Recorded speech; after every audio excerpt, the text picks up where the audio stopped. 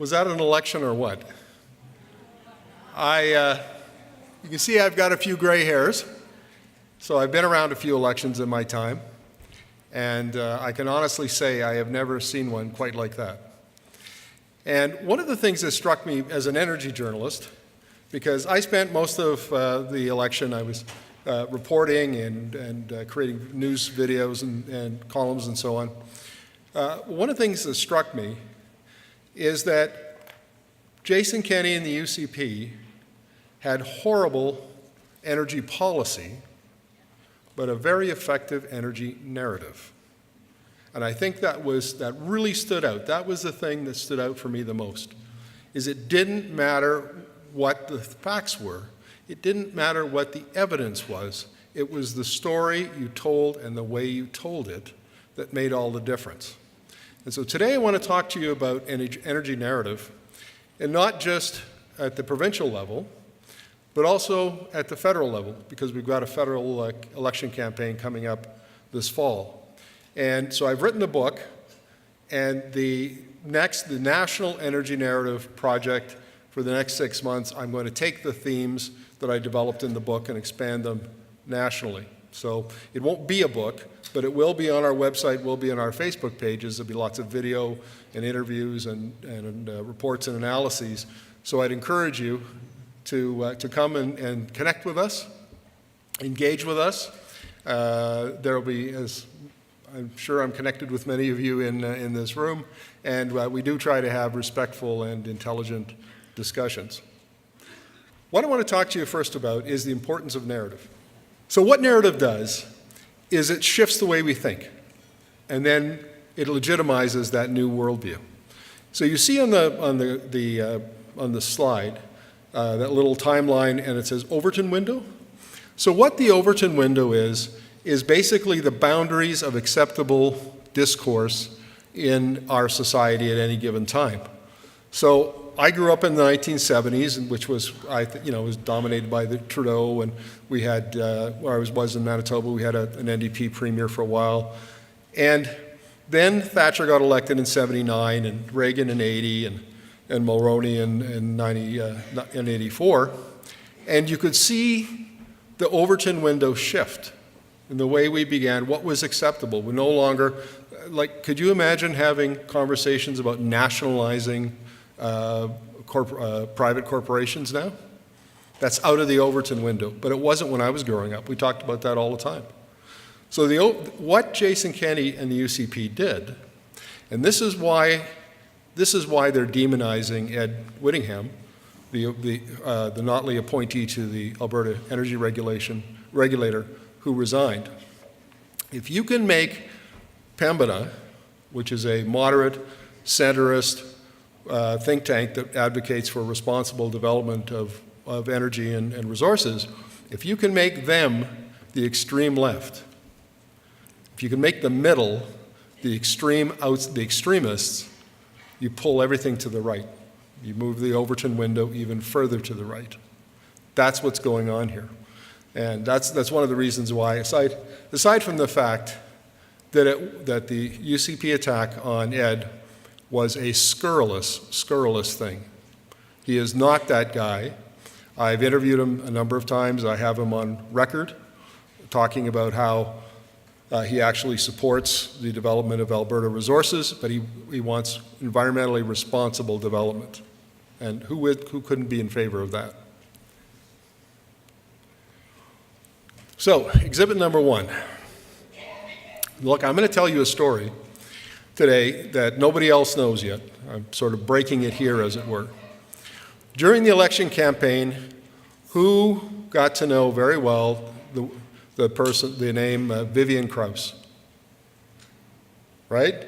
Foreign-funded activists attacking Alberta pipelines and responsible for, as Tim McMillan from CAP said, the loss of tens of thousands of jobs. Over the last 3 years, I've been very critical of Vivian because her research into the funding of Canadian environmentalists by American charities, I've always said, look, I'll stipulate to your data. I don't want to go back and, your 10 years of record diving. I don't want to replicate that. My argument was that her conclusions, which are kind of wacky, didn't follow from her data. So that was the conclusion. Then what happened is that the industry and the UCP glommed onto Vivian and weaponized her. They weaponized her work. And suddenly she was everywhere. And suddenly she was all over the province talking about these foreign-funded activists. And then we got to the campaign, and it was the steady drumbeat, foreign-funded activists to foreign-funded activists. And there are lots of people who should know better who actually believed it. So after the campaign was done, I didn't have time to do anything during the campaign, but after the campaign was done, I said, look, I've got to, if Jason Kenney is going to spend $30 million a year in an energy war room because of Krauss's theories, and he's going to hold a public inquiry into these into foreign-funded charities, we really need to dig into this a little deeper. And folks, what I found is it's utter rubbish. None of it's true. Well, let me put it this way. A little bit of true is true, but what Vivian did is take the little bit that was true and twist it into a narrative that was a conspiracy, and it was sinister, and it made many Albertans feel like they were victims, and it's not true. So let me tell you what Vivian's story is, that in 2008, a number of big American charities, I mean, these are charities with billions of dollars of endowment, and they give out hundreds of millions of dollars around the world every year. And she claims they got together and they launched the tar sands campaign, right? We've all heard tar sands campaign. My God, if I've heard it once, I've heard it a million times lately. And then they found Canadian environmentalists to do their dirty work for them, and they shoveled millions, shoveled lots of money to the environmentalists to attack Northern Gateway Project, Trans Mountain Expansion, to attack the NEB, to attack Energy East, and she says they succeeded. And that's why we're having market access problems today, and that's why, according to Petro LMI, we're likely to lose 12,500 oil and gas worker jobs in 2019 alone. So this is serious stuff.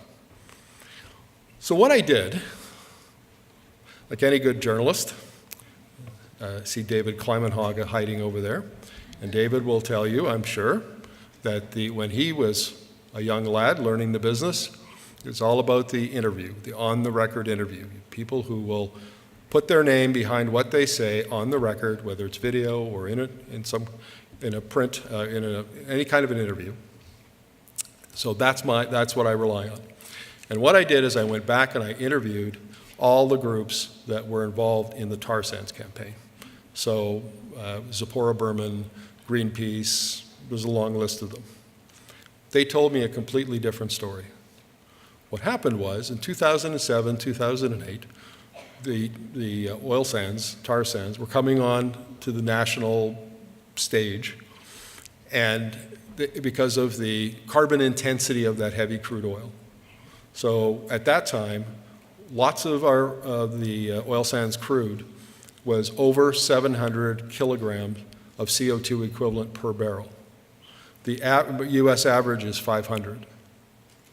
That's really dirty oil.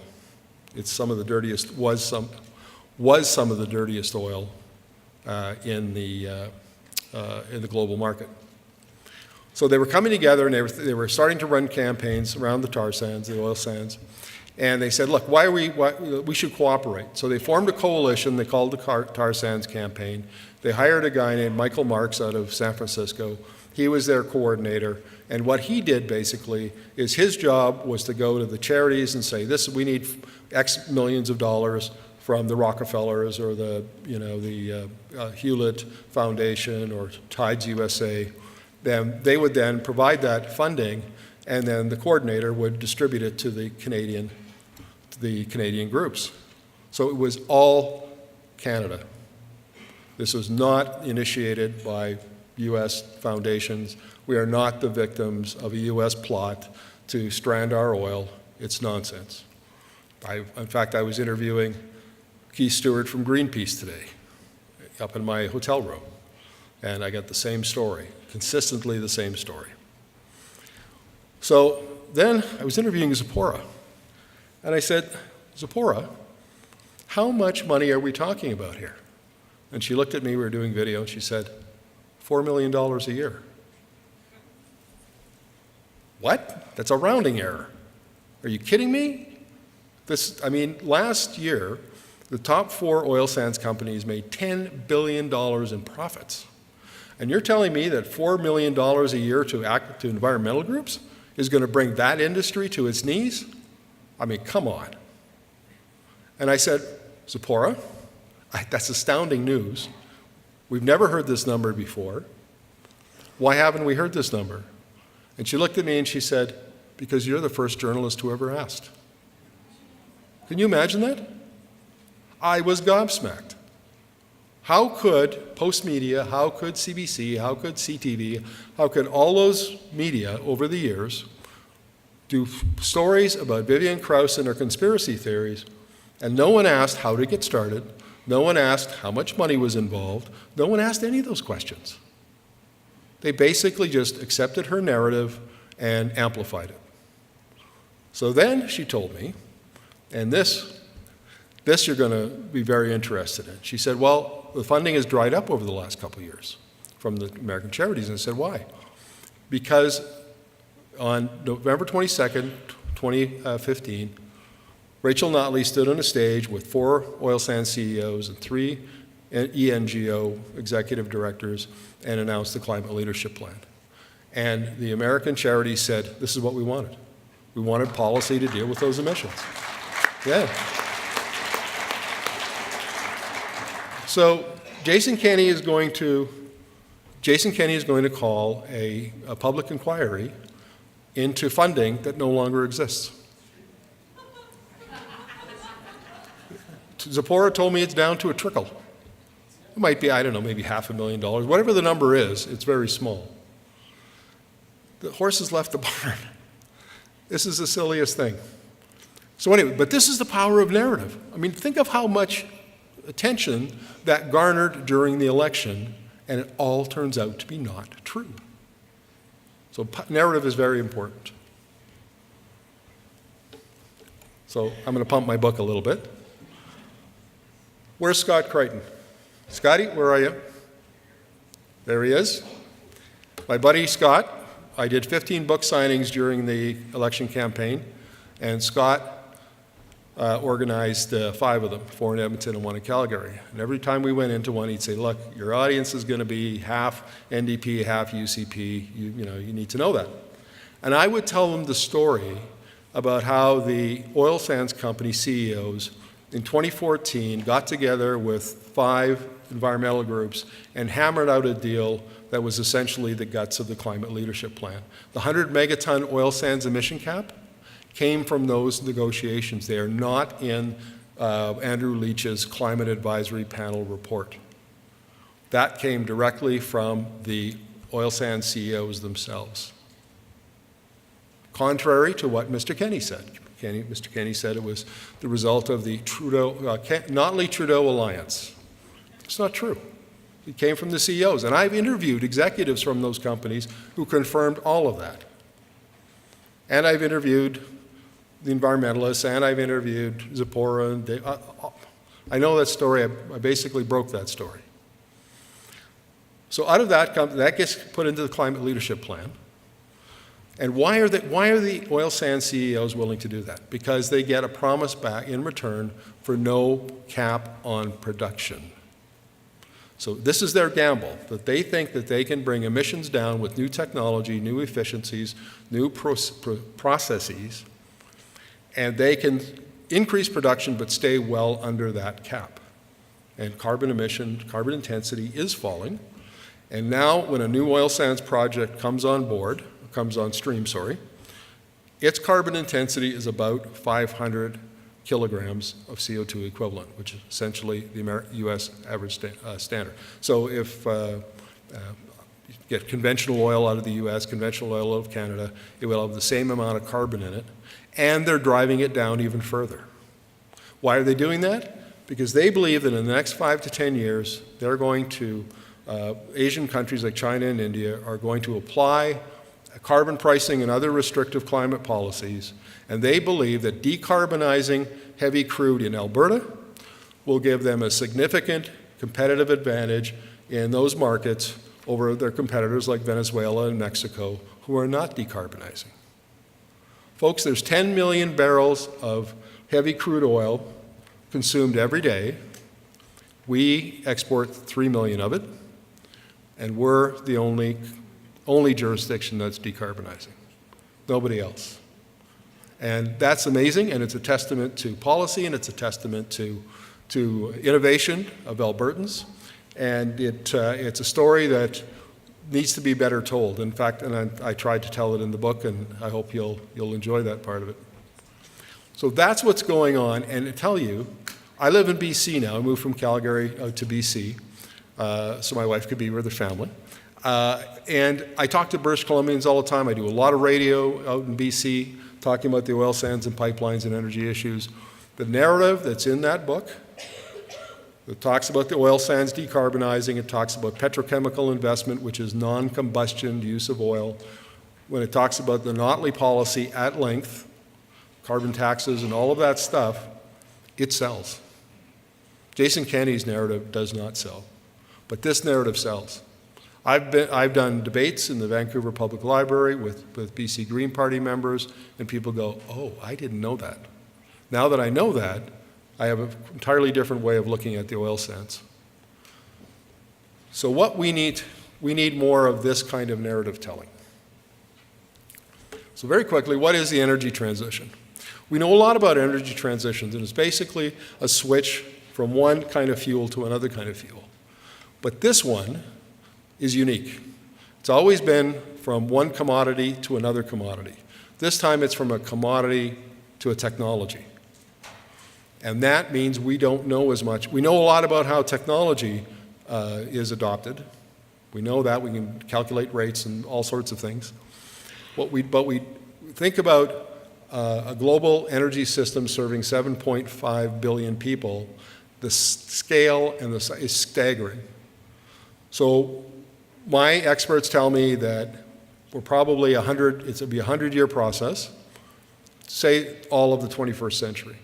We're probably 20 years into it already. When will it end? Or when will we get to like 70, 80, 90% towards the end? We don't know. But there's lots of reason to believe that it could be 2050. Or we could see significant adoption of and this is basically all about, it's the second age of electricity, is what I call it in the book. We're switching from coal, oil, and gas to electricity generated by low carbon technologies. So that's where we're going with this, and because it's a technology, it could come really quick. And I have a slide which will explain why that's important. Here's another thing, what's driving the energy transition? I can't tell you, because I have to, I talk to industry people all the time as part of my reporting, and they want nothing to do with the energy transition, unless they happen to be an oil sands CEO. But I don't talk to those guys very much. But the core of the oil patch, the Alberta oil patch, says that something to the effect of, well, if electric vehicles aren't economic, that means the energy transition, it's baloney. It doesn't exist. It's a process. And what's driving that transition? Number one is thousands and thousands and thousands of new technologies, new energy technologies. Wind, solar, battery, software, EVs, all of that stuff. What's happening is that hundreds and hundreds of billions of dollars have been invested in these new technologies. They've now climbed up on the S-curve, and they're very early. They're still premature technologies in many ways. But you can see the day when an electric vehicle will be more economic than a gas-powered vehicle. And we are not that far away. And if we get autonomous driving technology, it could happen very, very quickly. So that's the number one thing. The second one is that these are enabling technologies.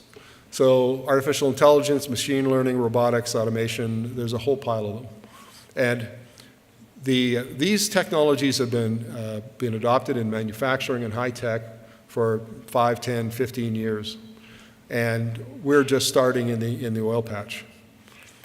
Again, when I talk to the old-timer, not the old-timers, but the established folks, the guys like Brett Wilson and that ilk, they refuse to acknowledge that technology change is going to change the business model, change the way we do work, and change how much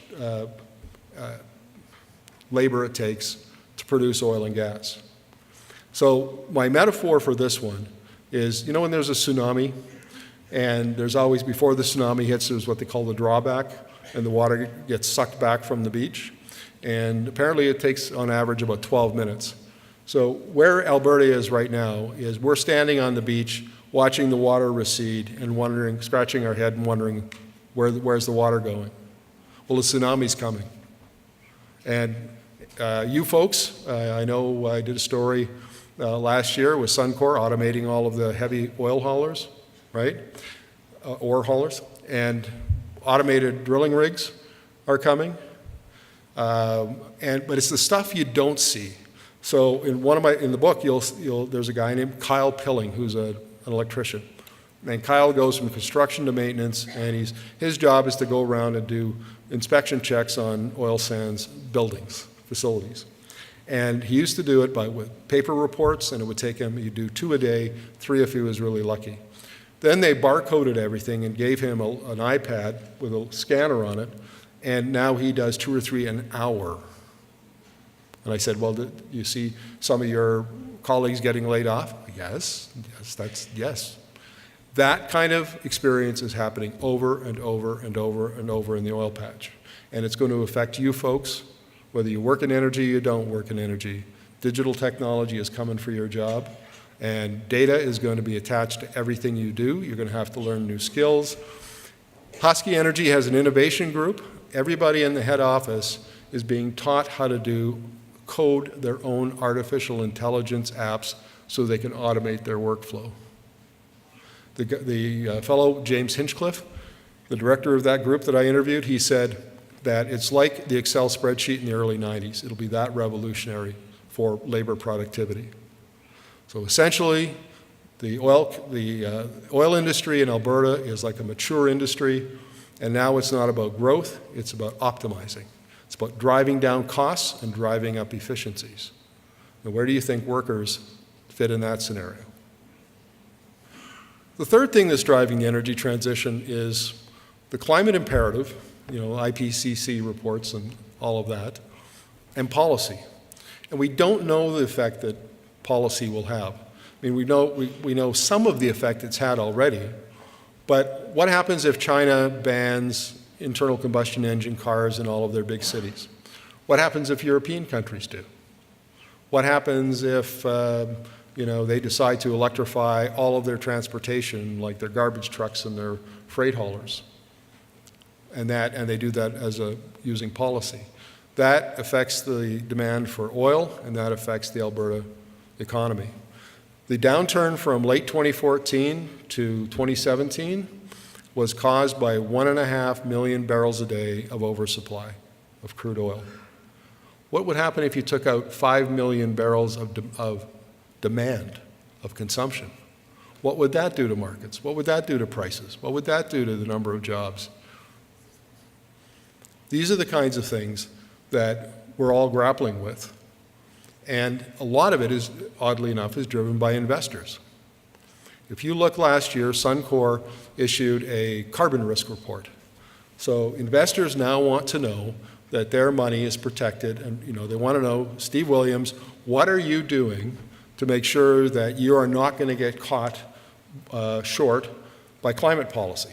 If there's a big change in the market, big change in climate policy, what steps, what processes do you have in place? And so they put out a carbon risk. Investors behind the scenes are driving this trend. So remember Jason Kenney and HSBC, right? When HSBC came out last year and said, look, we're not lending anymore to high carbon intensity oil sands projects or pipelines that carry that stuff. Well, that trend of investors and people with money want to invest in the low carbon future. They want to meet the goals of the Paris Agreement. And So what Jason Kenney and the industry's response was to think that, Alberta's being picked on again. And it's not that. There's a problem in the industry here, and this problem in general, is that we tend to look inward here in Alberta.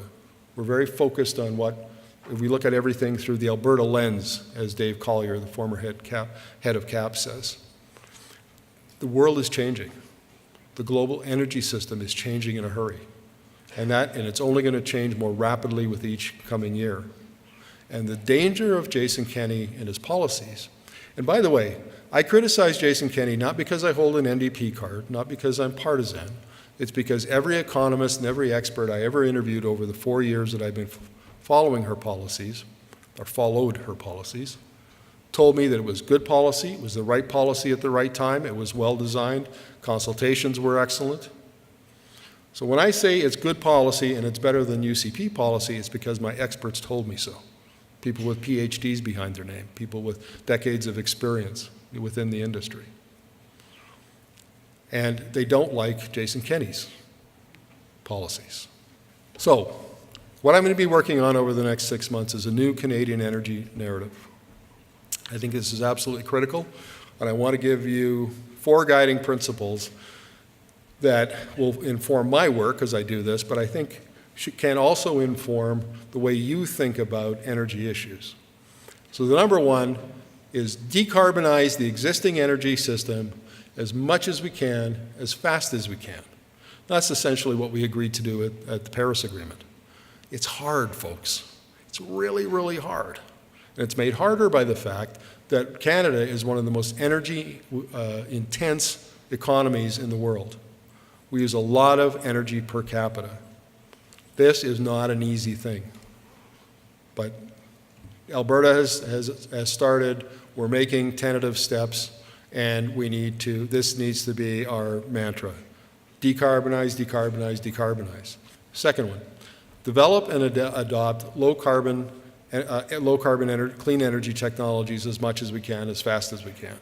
So what we want to do is if you've thought of it as a chart, is you'd want to have the one line going down and the other line going up, and eventually this one peters out and that one takes off, and we have low-carbon electricity is the fuel of our economy.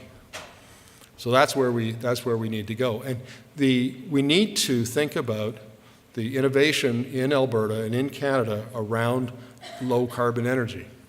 We're pretty good at it. And if we have people who are involved in technology that is fossil fuel related, a lot of that is transferable. So now I'm going to kind of smush these next 2 slides together. So mitigate risk and seize opportunities. And I really had a good introduction to this on the energy side. I did the full disclosure, I did the final copy editing for the report of the Energy Diversification Committee, Advisory Committee, the one that Gil co-chaired. And that was a big thing. And I remember Gil talking to me about it quite a bit. We need to mitigate risk and seize opportunities. So what are the oil sands companies doing? Well, they're mitigating risk by lowering their carbon intensity of their crude oil. And they're also, because they're going to be burning less natural gas, they're also driving their costs down. So now they're low-cost, competitive barrels with a low carbon intensity. So they're mitigating any chance of being forced out of the market, but they're also seizing an opportunity because they know that over the next 20 years, India and China will mostly be responsible for a 30% increase in global energy use.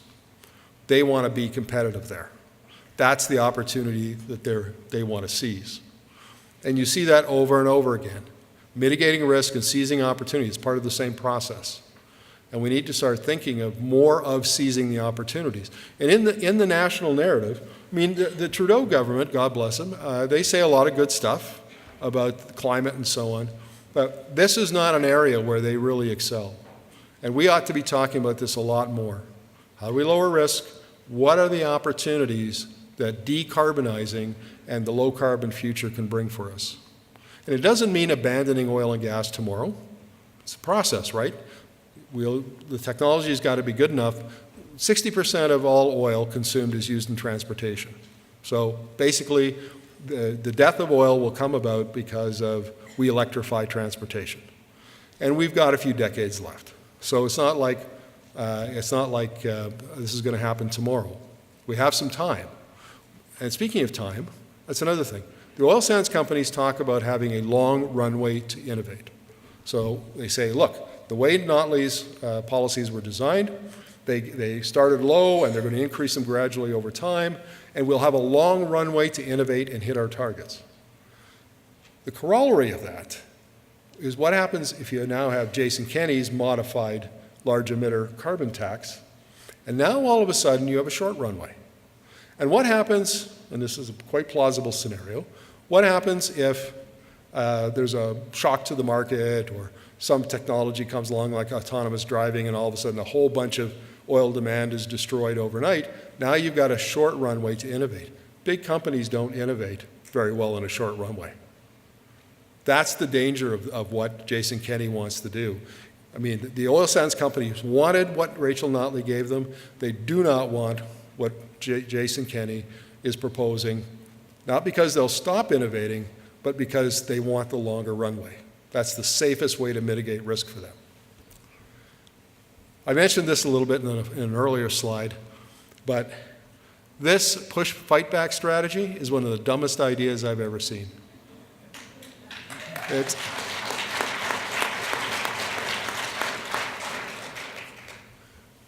Do you know how much money CAP spends on the West Coast to engage with British Columbians? Anybody want to hazard a guess? That. They got one guy out there, and basically he shows up at Chamber of Commerce meetings to wave the flag. Alberta doesn't talk to BC. Alberta wants to build a pipeline across BC, and we never go talk to them. And as I was saying earlier, if you have a narrative that sells, like the one I described in my book, they want to listen, they want to talk. Nobody, for all of the talk about the radical greenies who hate Alberta and don't want to shut down the oil sands, a majority of British Columbians, well, more British Columbians approve of Trans Mountain expansion than oppose it. Lots of people want to talk about this stuff, and we never go and talk to them.